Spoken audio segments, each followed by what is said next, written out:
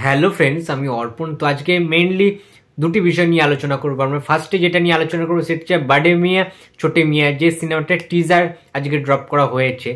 তো সেই টিজারটা কেমন লেগেছে তার রিয়াকশানটাই দেবো।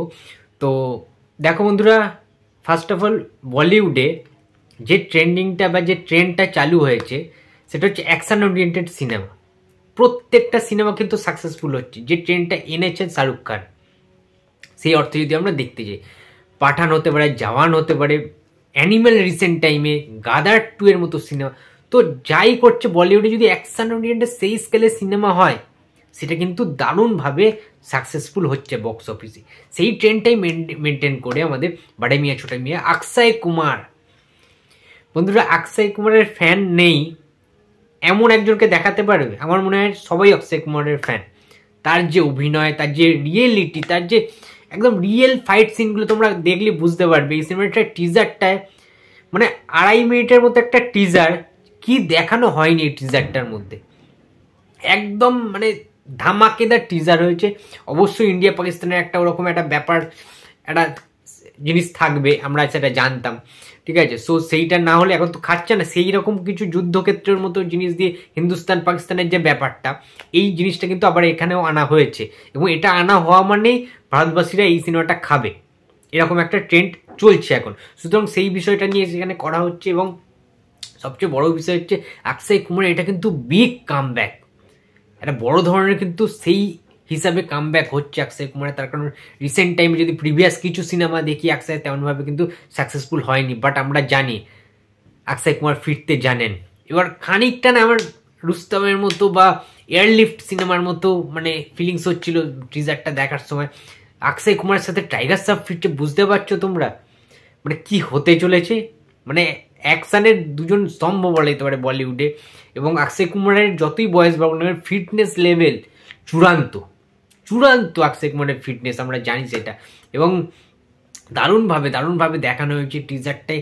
মানে বিগ স্কেলে যেমন দেখানো হয়েছে, তেমনি যে ব্লাস্টিং যে সিনসগুলো দেখানো হয়েছে, যে জিনিস গ্রাফিক্সটাও খুব ভালো করা হয়েছে। কিছু কিছু অংশ তোমরা অনেক কিছুর সাথে মিল পেতেই পারো, ঠিক আছে, কিছু কিছু সিনস। বাট ওভারঅল কিন্তু দারুণ লেগেছে টিজারটা, এইটুকুনি বলতেই পারি। এবং যে ভিলেন, যেটা মেন টপিক, আমার ভীষণ ভালো লাগে যে কোনো সিনেমার ভিলেনকে নিয়ে কথা বলতে, এক্সপ্লেন করতে।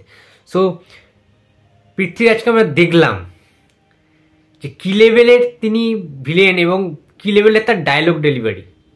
ফার্স্টে টিজারটা শুরু হয়েছে পৃথ্বীরাজের ডায়লগগুলো দিয়ে, কি গরম চরম কিছু ডায়লগ, মানে ওই সংলাপগুলো না একটা আলাদা ভাইব ক্রিয়েট করে দিচ্ছে সিনেমাটা দেখার জন্য।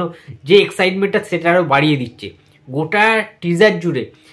ভিলেনের যেমন ডায়লগ রয়েছে তেমনি হিরোর ডায়লগ রয়েছে। মানে ওভারঅল সব কিছু মিলিয়ে আউটস্ট্যান্ডিং ট্রিমেন্ডাস একটা টিজার আমরা দেখতে পেয়েছি। বাডে মিয়া ছোটে মিয়া কিন্তু will be a biggest blockbuster of the year. এই ঈদে আসছে, এই বছর ঈদে। সুতরাং বুঝতে পারছো যে বাংলা সিনেমা যে কটা ঈদে আসতে চলেছে কীরকম প্রেসারে থাকবে।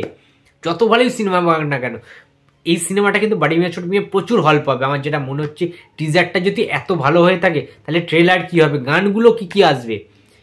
তো সেই কি বাডে মিয়া ছোটে মিয়া সেই গানটার কোনো কিছু গান রিমেক টাইপের বা কোনো রিমেক্স দেখতে পাবো আমরা? আশা তো রাখছি। সিনেমা একটা মিউজিকও লাস্টে দেওয়া হয়েছে দেখলাম টিজারের লাস্টের দিকে, ওরকম টাইপের একটা। তো ওভারঅল আউটস্ট্যান্ডিং টিজার লেগেছে বাডে মিয়া ছোটে মিয়া। এবং অক্ষয় কুমার টাইগার শ্রফ জাস্ট ফাটিয়ে দেবে যেটুকুনি আমার মনে হচ্ছে। তো পূজা এন্টারটেনমেন্ট আমাদের প্রোডাকশন হাউস, অসাধারণ একটা কাজ তাদের দেখতে চলেছি। তাদেরও একটা কামব্যাক হয়তো সেই প্রোডাকশন হাউসে। সো পূজা এন্টারটেনমেন্টসের জন্য অনেক শুভেচ্ছা রইল। তো নেক্সট যে টপিকটা নিয়ে আলোচনা করবো সেটা হচ্ছে প্রসেনজিৎ চট্টোপাধ্যায়, অনির্বাণ, জয়া আহসান, যিশু সেনগুপ্ত অভিনীত, সৃজিত মুখার্জি পরিচালিত দশম অবতার সিনেমাটা, যে সিনেমাটা 2023 সালের হায়েস্ট গ্রসিং বেঙ্গলি ফিল্ম হয়েছে, হায়েস্ট বক্স অফিস কালেকশন করেছে, সেই ব্লকবাস্টার সিনেমাটার ওটিটি রিলিজ সম্পর্কে আমরা জানতে পেরেছি। এবং গতকাল আমরা দেখলাম যে রীতিমতো কিন্তু টুইট করেই জানিয়েছেন মহেন্দ্র সেনী। আমরা সবাই জানি যে SBF এর তরফ থেকে কতটা খুশি তারা, যে এইরকমভাবে বুম্বাদার কামব্যাক করিয়েছেন দশম অবতারে। প্রবীর রয় চৌধুরী ইজ ব্যাক।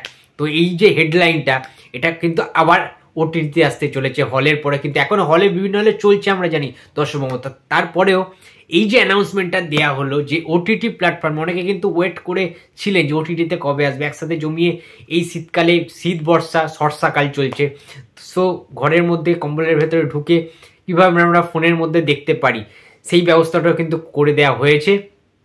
আমাদের one of the best OTT platform হইচই, যে হইচইতে কিন্তু আসতে চলেছে দশম অবতার সিনেমাটা আবার। তো বন্ধুরা তোমরা কতটা এক্সাইটেড, এবং তোমাদের বলে রাখি বন্ধুরা, হইচইতে দশম অবতার আসছে 2 তারিখে, 2রা ফেব্রুয়ারি, অর্থাৎ নেক্সট মান্থে, অর্থাৎ ফেব্রুয়ারি মাসের 2 তারিখে। তো বন্ধুরা তোমরা কারা কারা দশম অবতার সিনেমাটা হইচই অ্যাপে দেখবে তোমরা অবশ্যই কমেন্ট বক্সে জানিয়ে দিও, এবং আজকে আপডেটটা ভালো লাগলে লাইক, কমেন্ট এন্ড শেয়ার করতে ভুলো না। যদি চ্যানেল নতুন হয়ে থাকো তো প্লিজ সাবস্ক্রাইব করে দিও। তো দেখা হচ্ছে আর পরের ভিডিওতে। তো টাটা।